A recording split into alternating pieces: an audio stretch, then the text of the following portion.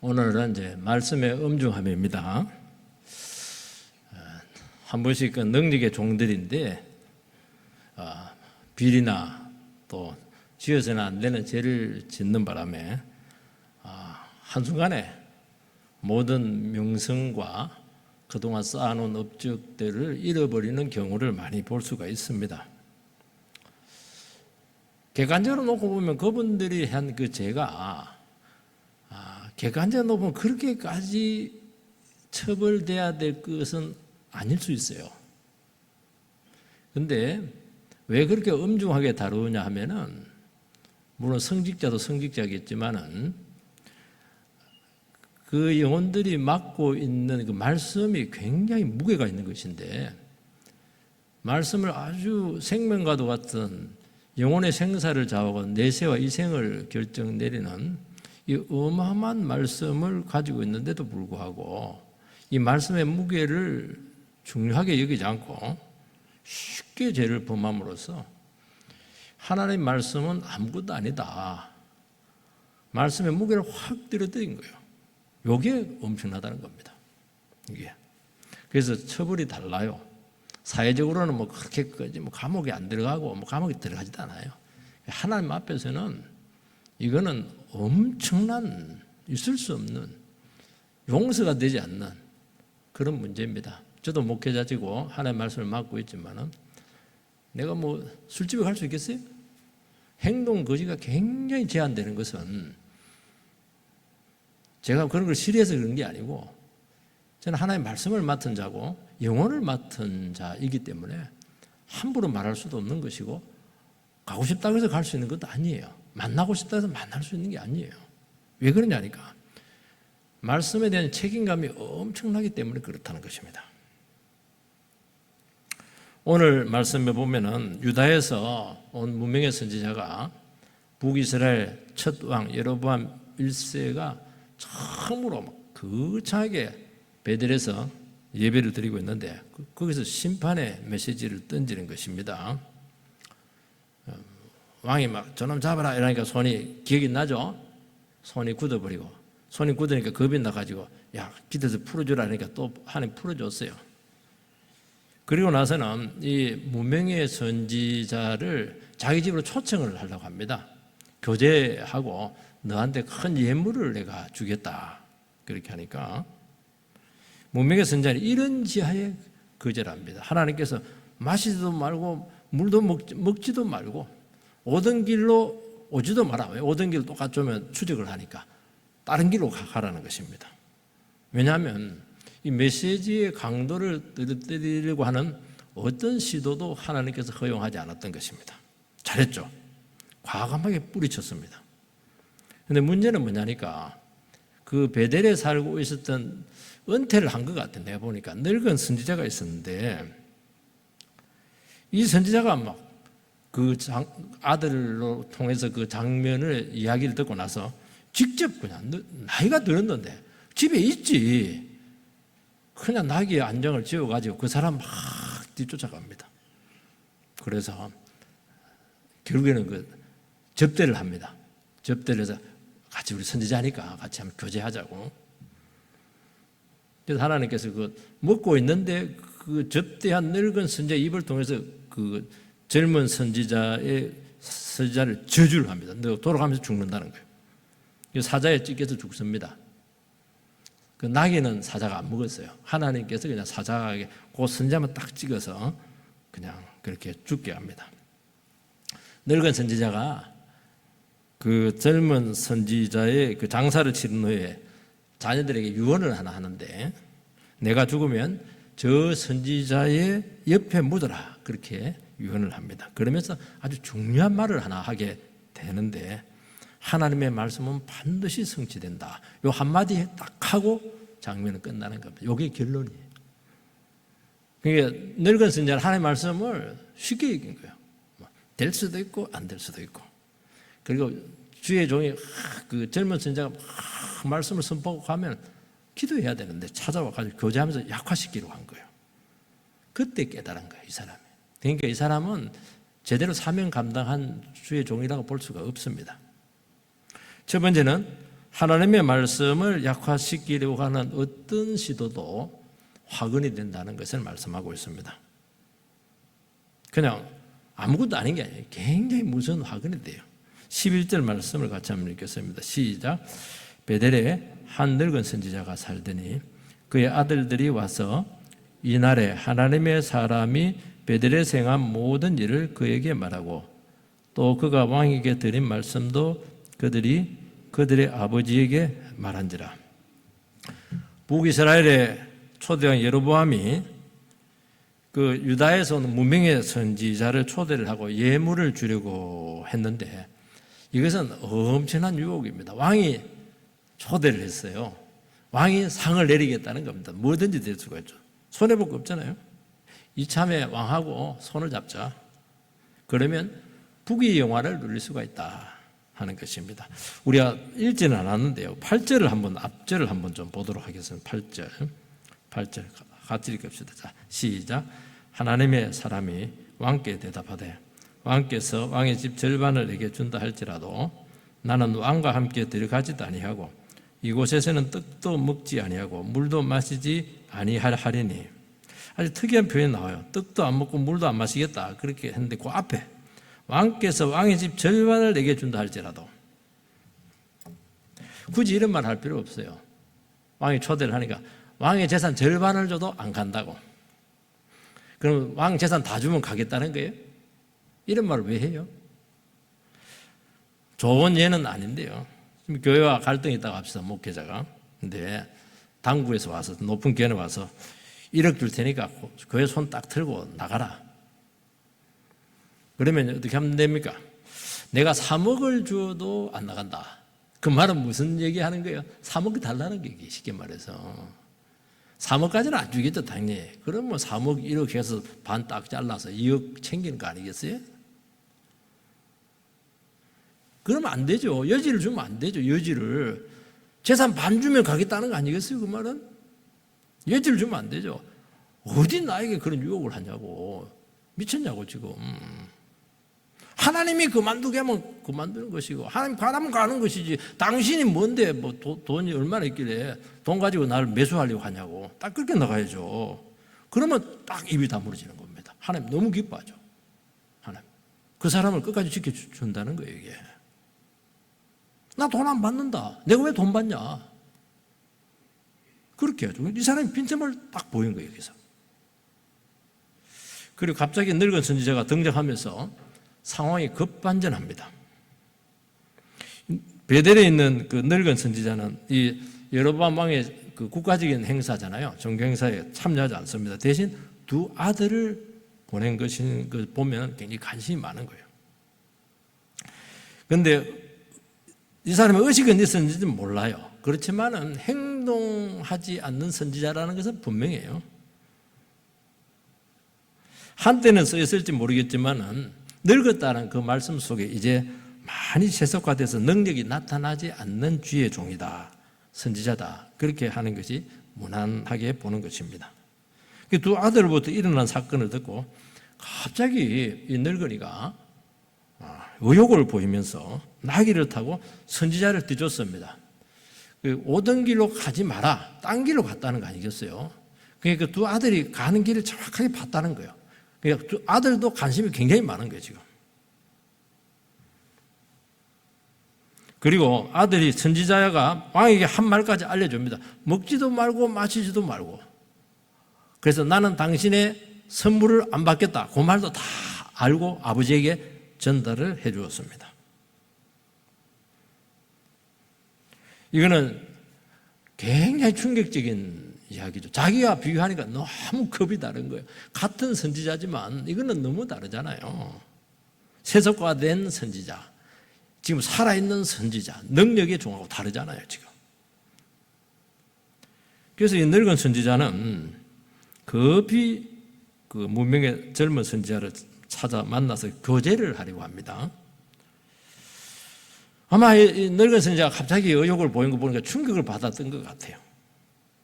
왜냐하면 나약한 자기 자신과 비교를 해보았을 때 너무 차이가 났고 또 교제를 통해서 좀 위상 회복을 할 수도 있고 그런 여러 가지 상황들을 노렸다고 볼 수가 있습니다.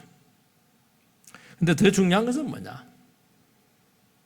이 교제하면서 이 선지자가 한 그 말씀의 메시지, 무게, 그 선자의 그 결의, 이런 것들을 허물어뜨려서 예언의 무게를 떨어뜨리려고 했다는 것만은 확실합니다.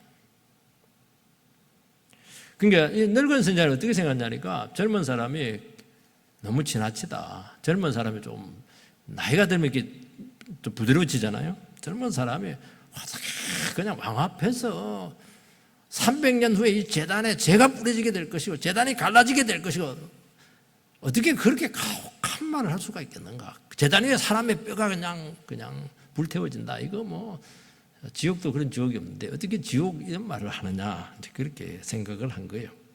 그리고 아직 일어나지 않은 300년 후의 일인데 미래의 일을 우리가 내일 일도 모른다 그랬는데 미래의 일을 이렇게 가혹하게 단호하게 말하는 것은 이게 지나치다고 본 거예요, 이 사람이. 그리고 그래도 이랬든지 간에 하나님께 세우신 왕인데 왕에게 이렇게까지 대결을 했어야 되겠는가? 스트레스 너무 많이 준다. 긴장도를 너무 많이 높였다. 그렇게 이 늙은 선지자는 생각을 한 것입니다. 확실한 것은 이 젊은 문명의 선지자와 교제를 하려고 한 것입니다. 나중에 어떻게 하냐니까 이 사람이 안 갈라니까 거짓 예언을 해요. 거짓말을 해서라도 데리고 왔는데 결국에는 그것이 이 젊은 선지자를 사자로부터 찢기게 하는 그런 원인이 된 것입니다. 우리가 이 말씀을 통해서 이 늙은 선지자에 대해 생각을 해야 되는데 이렇든지 간에 지나쳤다는 것입니다. 아들부터 보니까 보고는 상세하게 들었다는 것을 알 수가 있어요. 그러면 어떻게 해야 됩니까? 상황을 딱 파악을 해서 안 따라가야죠. 안 따라가야죠. 따라갈 상황이 아니잖아요. 저 사람은 뭔지 모르지만 사명자다는 것을 금방 느낄 수 있잖아요. 왜 사명자가 자기도 헌신을 안 했으면 왜 따라가요? 그러니까 하나님의 말씀과 이 사명의 엄중함을 이 사람이 몰랐다는 거예요, 이게. 그러면서 진짜 그 말이 사실인지 한번 확인하고 싶은 마음이 생긴 것 같아요. 진짜 그 말, 진짜 하나님 주신 말씀이야? 확인하고 싶었던 거예요. 여러분, 이 사람은 자기 사명이 뭔지를 몰랐어요. 자기 사명을 모르는 사람들은 특징이 하나가 있어요. 어떻게 합니까? 남의 사명에, 남의 봉사에, 남의 일에 지나치게 관심이 많습니다. 호기심이 너무 많아요. 내가 해야 될 사명이 분명한 사람은 남 신경 쓸 겨를이 없어요. 왜 내 일이 너무 중요하고 내 봉사가 너무 귀하고 내가 해야 될 감당해야 될 책임이 너무 크기 때문에 어떻게 나머지 일까지 남의 애까지 어떻게 신경을 쓰고 그렇게 해요. 내 애도 지금 막 힘들어 죽겠는데요. 벌써 지금 좀 많이 사람이 긴장이 풀어졌다는 것을 알 수가 있어요. 그래서 막 지게 이것저것 한숨을 많이 하고 그렇게 하는데 그거는 자기 일을 못 찾아서 그렇게 하는 거예요, 지금. 여기 끼고 저기 끼고 이렇게 하시는데요. 물론 뭐 주의는 해야 되겠지만요. 어떻게 해야 됩니까?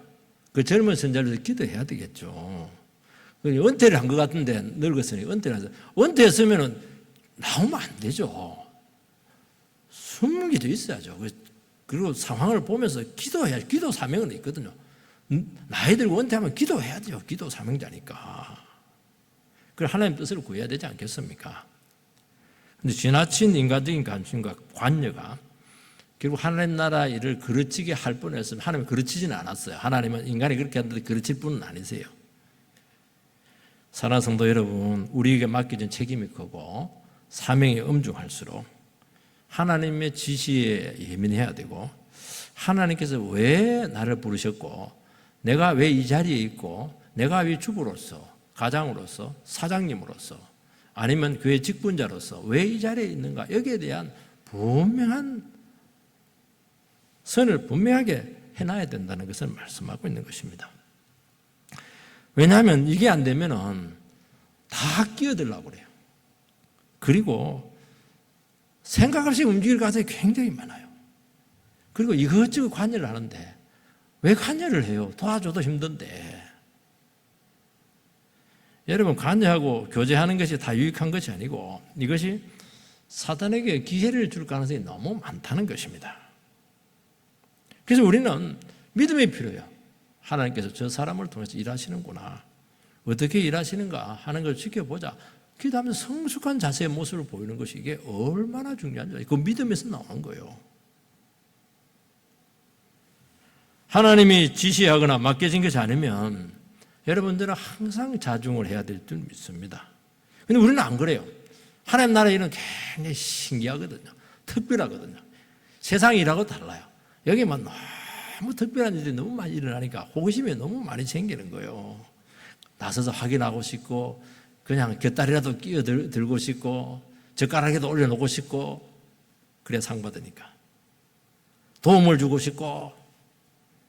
근데 아닙니다. 가만히 있어야 돼요. 그러면 그럴수록 흐트러집니다. 여러분, 우리가 신앙생활 때 보면 호기심이 너무 많은 것 같아요. 어떤 분들 교회를 다 하려고 하는데, 왜 하라요? 내일도 힘들어 죽겠는데. 시시콜, 거기서 문제가 다 일어나거든요. 그래서 소문이 지는지가 될 가능성이 많아요. 하나님이 차단하면 모르면 돼요. 시기심도 생기기도 하고, 막 경쟁심도 생기기도 하고, 자존심 문제도 생기기도 하고, 자기 위상을 좀 막 스스로 강화시키려고 한다든지, 이런 인간적인 동기가 하나님의 말씀의 엄중함을 굉장히 깨뜨릴 가능성이 많고, 그것이 결국에는 독이 되어 돌아온다는 것을 성경에서는 누누이 우리에게 지시를 하고 있는 것입니다. 여러분, 특징이 하나가 있습니다. 가짜는 진짜를 알아봐요. 신기합니다. 그러니까 진짜를 딱 알아보면 내가 가짜라는 게 드러나잖아요. 그 늙은 선지자는 갑자기 가만히 평상시에 아무것도 안 해요. 천도도 안 하고 아무것도 안 했어요. 설교도 안 하고 아무것도 안 했어요. 갑자기 그 말을 듣는 순간 열심히 탁 생기면서 막 그냥 움직입니다. 바로 움직여요. 재보지도 않고. 이게 불안한 거죠. 왜 불안해요? 자기가 가짜라는 거예요, 이게. 여러분, 하나님 나라, 교회, 영혼, 이 말씀을 한다면은 우리는 항상 기도하면서 조심하면서 진지한 자세를 가지는 것이 대단히 중요하다는 것입니다. 내 진짜 하나님의 말씀을 가지고 있고, 내가 정말 하나님 앞에서 소중한 가치를 가지고 있고 책임을 갖고 있으면은 그 사람을 잘 인정하면서 내 자리를 잘 지켜주는 것만도 참 잘하는 거예요. 이것저것 관여한 사람들 특징은 자기 일은 하나도 못해요. 지금 그걸 해야 되는데 그게 얼마나 중요해요. 여기서 뚫리면 다 뚫리는 거거든요. 우리나라는 떴다 하면 가만히 놔두질 않아요.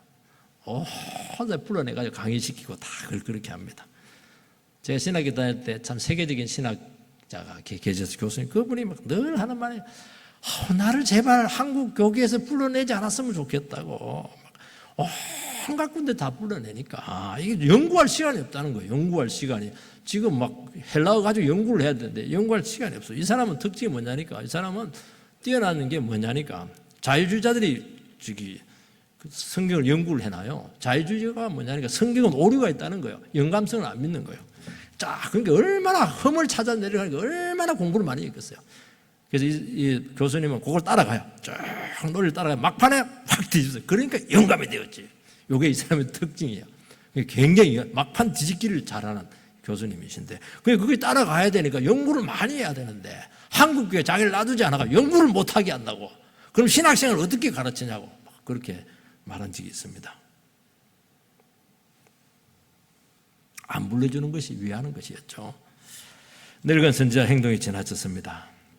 지금 이 사람이 도망가는 것은 무서워서 가는 것도 아니고 자기 소원이 없어서 가는 것도 아니고 하나님께 도망가라 했기 때문에 도망가는 게, 사명으로 도망가는 거잖아요, 그것은. 근데 왜 급히 따라가요? 그의 제의가 먹히지 않자 계시를 이용해서 거짓말로 결국에는 그 사람을 유혹해서 집으로 불러들입니다. 왜냐하면 자기가 하나님께 받은 말씀과 은혜가 빈약하기 때문에 이 사람에게 이렇게 매달리는 거예요. 이게 나에게 말씀이 있고 나에게 은혜가 있고 내가 소중한 가치를 가지고 있으면, 나를 통해서 하나님께 역사가 나타나고 있고 응답이 나타나고 있고 영혼들이 변하는 능력이 나타난다면 자기를 잘 지키게 돼 있어요. 그게 없으니까 막 흔들리는 거예요, 이 사람. 두 번째는 빈틈을 보이면 결국 넘어진다는 것입니다. 14절 말씀을 같이 읽겠습니다. 자, 14절 시작. 하나님의 사람을 뒤따라가서 상수리 나무 아래에 앉은 것을 보고 이르되 그다가 유다에서 온 하나님의 사람이냐 대답하되 그러하다. 여기 보면 상수리 나무 아래에 앉은 것을 보고, 상수리 나무가 있으니까 참나무겠죠. 우리도 상수나무 있잖아요. 앉아서 쉬고 있습니다. 힘들었던가 봐요. 열심히 뛰어오니까. 그렇지만 이 사람, 이 선지자, 젊은 선지자 잘못한 게 있습니다. 경계를 넘어가야 돼요. 경계 앞에서 딱 쉬고 있는 거예요. 요 작은 방심이죠. 좀 더 가지. 저 가서 강을 딱 건너서 탁 치면, 그거는 뭐 상수리 나무가 없습니까? 오동나무도 있고, 뭐 온갖 나무가 다 있는데. 방심이죠, 방심. 아쉬웠던가 봐요, 넘어가기가. 여러분, 사명이 엄중할수록 더 긴장해야 되고, 마지막 피 한 방울까지 흘리면서 그걸 완수를 해내야 돼요. 그래서 목적에서 약간 빈틈을 보이고 있는 것입니다. 왜냐하면 하나님 나라에는 목숨을 걸고 방해하는 세력이 반드시 있다는 것을 기억을 해야 돼요. 가만히 놔둘 것 같아요? 이 사람을? 이 사람 많이 달렸어요. 목마르고 배고프고 외롭고 새롭고 힘들고 보니까 따라온 사람 없어요. 너무 피곤해요. 스스로 이 정도였으면 됐다. 경계를 딱 낮추었는데 더 가야 돼요. 더 가야 돼. 빈틈이죠. 상수리 나무 위에 앉은 것을 보고 참 안타까운 거예요. 왜 거기서 쉬느냐. 좀 더 가지. 왜 그랬겠어요? 미련이 있는 거예요. 아쉬움이 있는 거예요. 그러니까 뭐라고 말씀해요? 그대가 유다에서 온 하나님의 사람이냐, 딱 질문을 던지는 거예요. 그 사람이 늙은 선지자 와가지고 그대가 유다에서 온 사람이냐, 그 질문을 던지면 어떻게 해야 돼요? 아이고, 좀 마귀가 왔네, 늙은 마귀다 이러면서 도망가야죠. 근데 이 노신사가 선지자니까 굉장히 얼굴이 은혜스러웠던가 봐요. 위협적이지 않고 넓고 선하게 보였던가 봅니다.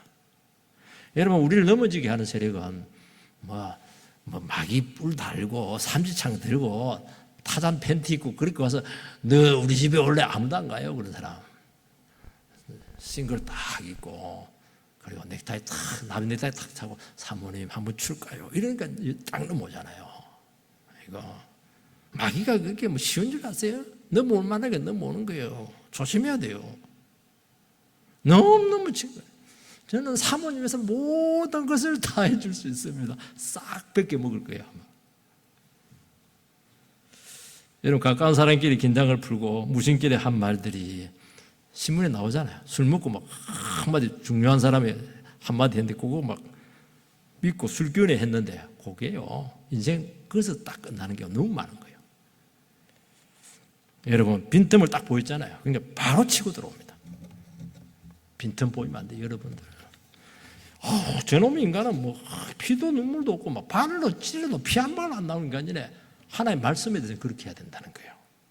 15절 말씀을 같이 읽겠습니다. 자, 시작. 그가 그 사람에게 이르되 나와 함께 집으로 가서 떡을 먹으라. 이 사람 신분도 안 바뀌었어요. 통성명도 하지 않았어요. 그리고 하나님의 지시를 정면으로 거부하는 죄를 스스럼없이 한 겁니다. 왜 스스럼없이 이렇게 하나님 지시를 아들한테 다 들었잖아요. 왜 그래 스스럼없이 우리 집으로 바로 가서 교제하자는 거예요. 먹자는 거예요. 이 말을 할 만하니까 하는 겁니다. 여러분, 어떤 사람은 나에게 강한 말을 해왔을 때는 왜 하느냐? 자기가 그 말을 할 수 있는 여지를 준 거예요. 그게 문제라는 거예요. 그 말 자체가 나오게 하면 안 되는 거예요. 이런 말이 나오게 하면 안 되는 거예요. 그 말이 나왔어요. 그때 정신 바짝 차리고 다시 대처하면 돼요. 일 없어요. 별 사람 다 보겠네. 늙었으면 집에 가 있는 것이지. 이렇게 하면서 벌떡 일어나고 도망가면 막 아이고 젊은 것들은 요즘 뭐 버리장머리도 없고 예의도 없네, 미안해도 없나요? 이러면서 막 기분 나빠하면서 돌아갈 겁니다. 근데 선지자는 그렇게 안 하고 말을 너무 길게 해요. 16절 말씀을 읽겠습니다. 자, 시작. 대답하되 나는 그대와 함께 돌아가지도 못하겠고 그대와 함께 들어가지도 못하겠으며 내가 이곳에서 그대와 함께 떡도 먹지 아니하고 물도 마시지 아니하리니. 왜 이렇게 말이 길어? 말이 길면 안 돼요. 말이 너무 많아요. 이거는 뭐 말을 왜 길게 합니까? 똑같은 말. 이해해 달라는 거예요. 이해다. 내가 너무 있는데 지금까지 너무 절제했다. 너무 안 먹고 안 마시고 위로 못 받고 인정 못 받고 나만 고생해야 되고 나만 희생해야 돼 교회에서 뭐 그렇게 할 수도 있는 거예요. 그냥. 나를 알아달라. 왜 자기 상을 자꾸 받으려고 그렇게 하세요? 하나님 모를 것 같아. 이거 다 알고 있는데. 내가 수고 많이 했다. 누가 그거 몰라요? 다 아는데. 그동안 나는 너무 많이 참았어. 언제까지 참아야 된다는 말이야. 내가 아니면 안 되는 거야. 아, 힘들어. 여러분, 내 말 안 해도 하나님 다 압니다. 내가 말하면 자기 상 다 받으면 상 없어요. 왜 말을 자꾸 그렇게 해요? 다 아는데.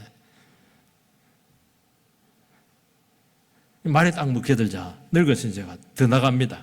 18절 19절 시작. 그가 그 사람에게 이르되 나는 그대와 같은 선지자라.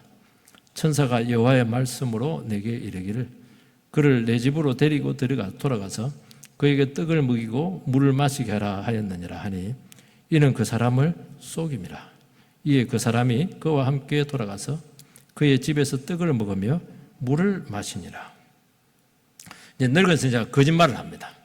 주의 종이 거짓말하면 안 되는데 여러분요 사람이 해야 되겠다 마음 먹으면요 거짓말 주의 종이 무슨 소용이 있어요? 눈 깜짝으로 거짓말하잖아요. 자기는 거짓말하지 마라 설교해놓고는. 여러분 천사가 선지자를 자기 집으로 초대하도록 선지자가 자기의 계시를 내렸다는 거예요. 여러분 계시 받는다는 게 굉장히 위험한 겁니다. 그거는 개인이 계시 받으면 괜찮은데 그걸 공론화시키면 공적인 일이 되기 때문에 강한 영향력을 주는 거예요. 개인에게 주신 계시는 개인으로 그냥 품고 마세요. 그 공론화시키지 마세요. 왜냐하면 공론화시킬 수 있는 건 성경 말씀밖에 없는 거예요. 성경 말씀이 끝나는 거예요. 성경은 계시 종결이에요. 이거. 계시 받는 거는 내가 그걸 안 해요. 그렇지만 그 공론화시키지 말아요. 목사도 자꾸 성경 안 가르치고 내가 막 꿍꿍 계시 받는 거 자꾸 설교하면 되겠습니까, 여러분들? 미쳐버리죠, 여러분들이. 내 말인지 하나님의 말씀이 어떻게 알 수 있겠어요? 천국에 갈 수도 없고.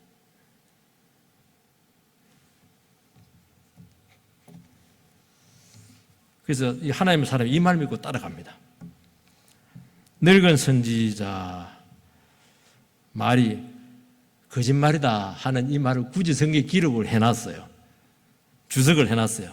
그 말은 뭐냐니까 조금만 주의를 기울이면 이게 전부 다 거짓말이라는 거 금방 알 수 있다는 거예요. 상식적으로 천사가 한 계시예요.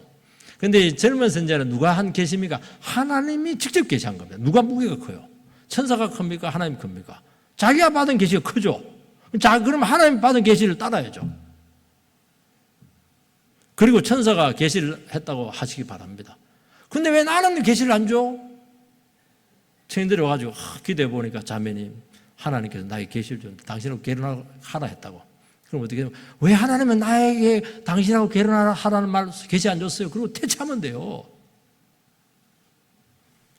여러분 사람은요 거짓말인 줄 알면서 믿는 경우가 참 많습니다. 너무 듣고 싶은 말이었거든요. 여러분 아부 이렇게 하는데 아부 나이가 들면 아부를 좋아하거든요. 아부하고 이렇게 할 때 막 지나치고 아부도 하는 거 다 알아요. 그런데 너무 좋은 거야. 그대는 위대하고 당신 없으면 안 되고 너무 훌륭하고 고매합니다. 금방 알아 거짓말인 거. 근데 그만 이렇게 한 사람이 없어요. 너무 좋은 거예요. 이게 인정을 너무 못 받아가지고. 인간은 그래요. 선지자는 의문을 제기지 않고 따라갑니다. 몇 번 짚어보면 돼. 질문하면 끝나는 문제 아니겠어요?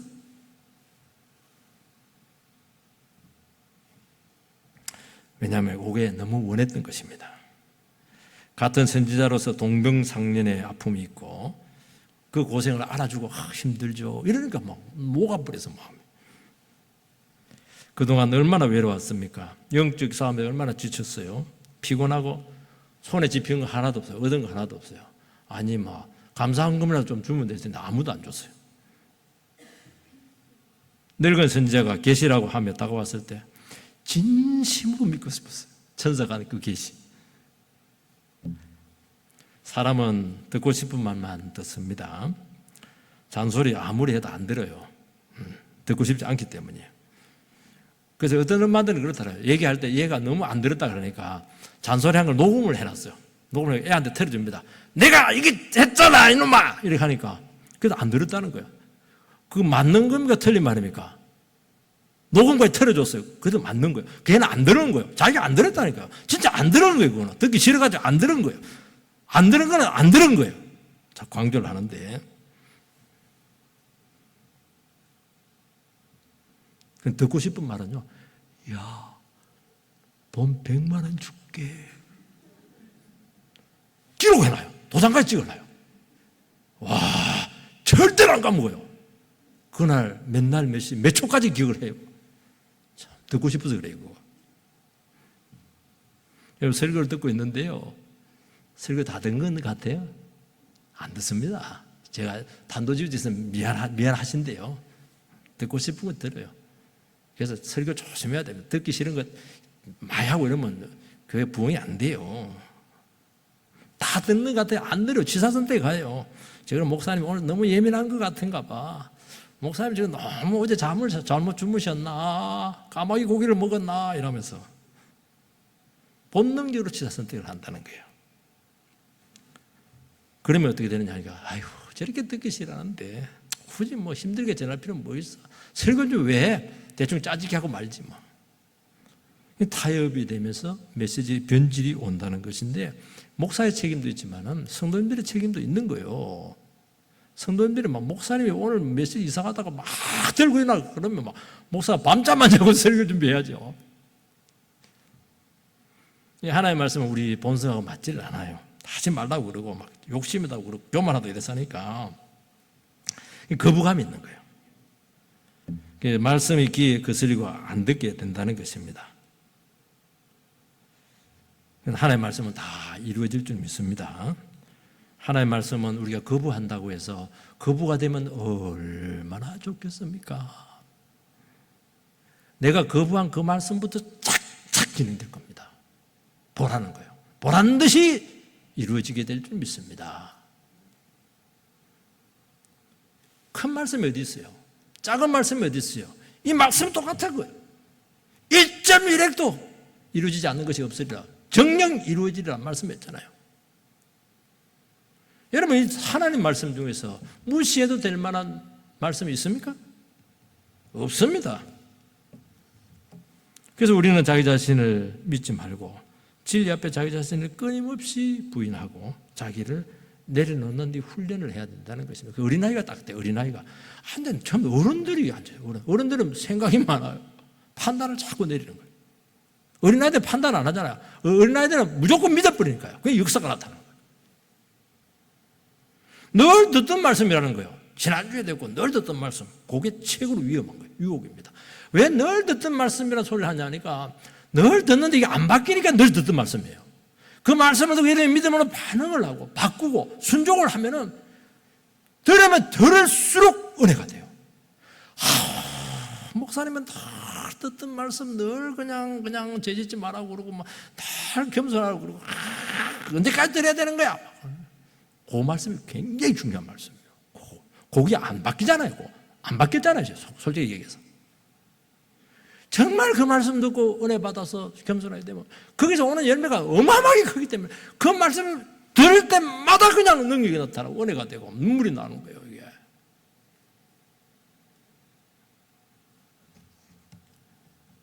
여러분 늘 듣던 그 말씀은 내가 거부하고 있는 아주 중요한 증거라는 것을 오늘 이 시간 분명하게 각인을 하시기를 바랍니다. 선지자는 피곤하고 외로웠지만은 본성과 본능까지 부인해야 되었습니다. 이게 선지자입니다. 여러분 피곤하고 지치고 외로울 때 여러분 시험에 넘어질 가능성이 참 많아요. 하면 안 되는 것 아는데 해요. 그 상황까지 가지 않아야 되는데 그 상황까지 자기가 질질 끌고 가요. 여러분 우리 깨어끼게 될 줄 믿습니다. 우리도 알아요. 여기까지 가면 안 되는데, 여기서 쉬면 안 되는데, 조금 더 힘을 내서 강을 건너가야 되는데, 여기 안 되는 거예요. 미련 때문에. 반드시 그 지점에서 넘어진다는 거예요. 미리 잘 대비하시기 바랍니다. 세 번째는 말씀은 참 엄중해야 해요. 교제 중에 같이 식사를 하고 있는데 하나님께 갑자기 늙은 선지자에게 계시를 주었어요. 네가, 아니 자기가 데려와 놓고 같이 맞상을 두고 있는데 그 젊은 선지자한테 데리고 이야기합니다. 너 말씀 그렇게 했기 때문에 죽임을 당할 것이고 너의 시체는 조상 묘실에 묻히지 못한다는 것입니다. 그 객사는 객사. 의롭지 못한 죽음이 될 것이라는 것입니다. 그리고 네가 대접받고 돌아가다가 사자에게 물려서 찢겨서 죽게 될 것이라는 것입니다. 나귀는 죽이지 않고 나귀는 시체 옆에 있습니다. 지나가는 사람들이 그 장면을 보고 다시 늙은 선지자에서 또 보고를 합니다. 26절 말씀을 읽겠습니다. 26절 시작. 그 사람을 길에서 데리고 돌아간 선지자가 듣고 말하되 이는 여호와의 말씀을 어긴 하나님의 사람이로다. 여호와께서 그에게 하신 말씀과 같이 여호와께서 그를 사자에게 넘기심에 사자가 그를 찢어 죽였도다 하고, 이 젊은 선지자의 죽음의 의미를 사람들에게 증거를 합니다. 하나님께서 하신 일이죠. 말씀의 엄중함을 하나님께서는 이 젊은 선지자의 죽음으로써 다시 한 번 더 증거를 합니다. 작은 불순종이 결코 하나님의 말씀의 무게를 떨어뜨리지 못하게 한 것입니다. 그래서 여러분들이요, 은혜 받는 게 위험한 겁니다. 하나님의 말씀을 맡은 것이 굉장히 위험한 거예요. 여러분들 너무 위험한 것을 지금 가지고 있는 거예요. 여러분들의 처신과 행동에 따라서 이 하나님의 말씀이 패대기 쳐지느냐, 영혼을 살리느냐, 구원과 저주가 동시에 일어날 수 있는 거예요. 이런 엄청난 여러분 무기를 누구에게 맡겼어요? 여러분들에게 맡겼고 나에게 맡겼다는 거예요. 그래서 진리를 맡아서 살아가는 성도님들은 말씀의 엄중함 때문에 하지 못하는 것들이 너무 많아요. 하지 말아야 될 말이 너무 많아요. 하지 않아야 될 일이 너무 많다는 거예요. 가지 말아야 될 것이 너무 많다는 거예요. 여러분, 국가 기밀을 맡은 사람이 어떻게 가서는 안 되는 자리를, 만나서는 안 되는 여자를 왜 만나요? 확실히 해야죠, 확실히. 유다에서 온 선지자는 억울할 수 있어요. 너무너무 잘했잖아요. 마지막에 한 5m를 못 넘어가가지고 방심해서 망해버렸어요. 여러분, 주님 앞에 철저하지 못하면 넘어지는 것은 시간 문제입니다. 그리스도인이 전하는 메시지는 우리의 순종과 삶으로 입증이 되어야 된다는 것입니다. 여러분도 사자를 보내 죽일 수 있어요. 저도 사자를 보내 죽일 수 있어요. 무섭잖아요? 하나님의 말씀을 거부하고 대항하면은 하나님 얼마든지 데려가실 수가 있습니다. 왜? 메시지를 지키기 위해서 그렇게 하는 것입니다. 늙은 선지자는 죽음을 통해서 하나님의 말씀의 진정성을 깨닫습니다. 이 늙은 선지자가 평생을 목회해놓고도 말씀의 소중함을 몰랐다는 거예요, 이 사람이. 엉터리 목회, 엉터리. 300년 후에 예언이 진실이라는 걸 이제 이 사람이 선포를 하는 거예요. 한 사람 죽이고 나서 자기 입으로 그 얘기를 해요. 그리고 자기 자녀들에게 유언을 하는데, 내가 죽거든 내 묘실에 선지자하고 같이 장사하고 자기가 묻으면 내 뼈를 그 선지자 뼈에 두라. 정신 차렸죠. 32절 같이 읽겠어요. 다시 시작. 그가 여호와의 말씀으로 베들에 있는 제단을 향하고 또 사마리아 성읍들에 있는 모든 산당을 향하여 외쳐 말한 것이 반드시 이룰 것입니다. 처음이자 마지막으로 제대로 설교한 것 같아요. 설교를 이렇게 하는 거예요. 사람 죽여놓고 하나님의 말씀은 살아있습니다. 이게 설교예요. 정말 여러분, 하나님의 말씀은 두려운 것입니다. 하나님의 말씀은 반드시 이루어진다는 것입니다. 하나님의 말씀을 내가 불순종한다고 해서 하나님의 말씀이 멈춰질 것 같습니까? 지금도 하나님의 말씀은 전진하고 있습니다. 늙은 선자가 말씀의 강도를 떨어뜨리고 진행을 막으려고 했지만은 죽음을 통해서 그의 자세를 새롭게 만들어서 그 입으로 증거를 하게 하는 것입니다. 여러분, 죽은 사람과 함께 선자가 되어서 예언의 말씀을 전하고 있잖아요. 우리는 다 믿음으로 부름을 받았고 순종으로 부름을 받은 하나님의 사람들입니다. 우리는 그래요. 교회의 행동 규칙 이거 왜 그 사소하게 그거 자꾸 지켜야 되느냐고 그렇게 반문하시는 분들이 있어요. 먹고 마시는 것이 뭐가 문제가 되냐고. 지금 목말라 죽겠는데 얼마나 내가 수고했는데. 여러분, 우리가 작은 데서부터 순종하지 않으면 말씀의 진정성이 확보가 될 수가 없어요. 술 먹고 담배 피우고 그게 어디 성경 구절에 있냐는 거예요.